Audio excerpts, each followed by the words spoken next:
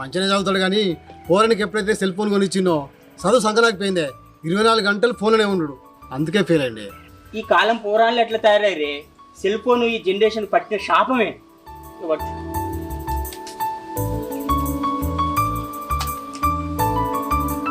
అంతనే రైట్.